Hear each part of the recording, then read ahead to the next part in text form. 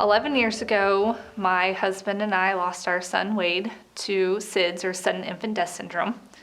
We obviously had no inkling that this was something that could happen to us, and really just felt like we wanted to educate and give back to a community that was missing some of that education, but also that had given us so much support while that had happened. How common is SIDS?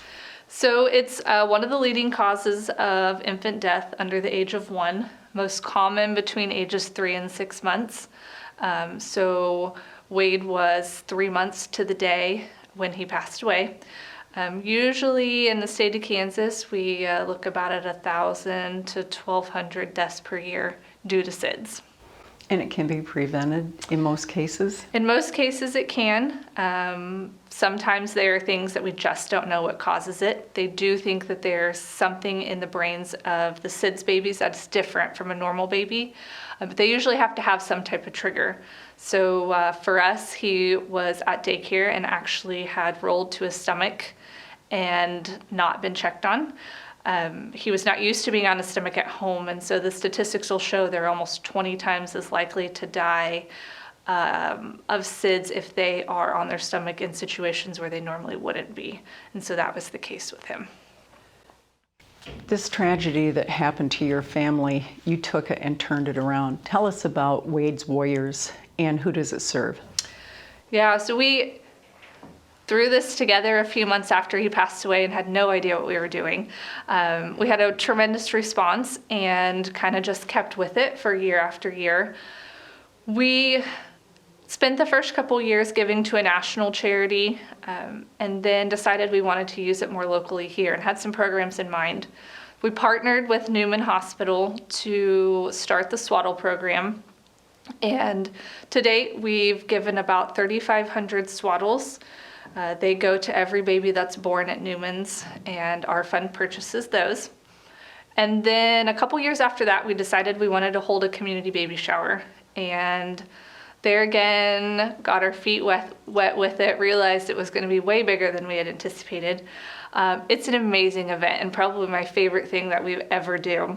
And so we fund the pack and plays, or the portable cribs, for each parent that comes through there. And we've purchased probably close to 400 over the past several years, which is a huge, huge deal to the families in town.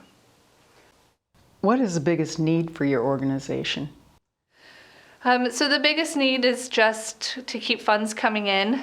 We spend about $7 per swaddle, and we usually purchase about 400 a year, 500 a year, depending on how fast they go through them. And then the pack and plays run between $60 and $70 a piece. And so if we're serving 100 families, it adds up really quickly per year, which is always our goal. We would like to have somewhere between 75 and 100 families and continue to do that. Gail, tell us about a swaddle and how it works and why it's important for babies. So the biggest thing with the swaddles is that their arms go through the sides here so that these cannot go up over their face. If they are swaddled in regular blanket, a lot of times they can shimmy those up around their faces. This is a safe alternative to a blanket. They can swaddle or not swaddle, those Velcro here. And it just is really a safer alternative. It was developed by a dad who had lost a son to SIDS. So every time we purchase some of these, some of that money goes back to research anyway, so it's kind of a double whammy for us, which is really nice. What has this involvement in the community like this meant to your family and your children? Yeah, it's huge. We, rarely run into somebody who hasn't heard of Wade's Ride, or Match Day, or the Swaddles, or Pack and Plays. I work at Walmart.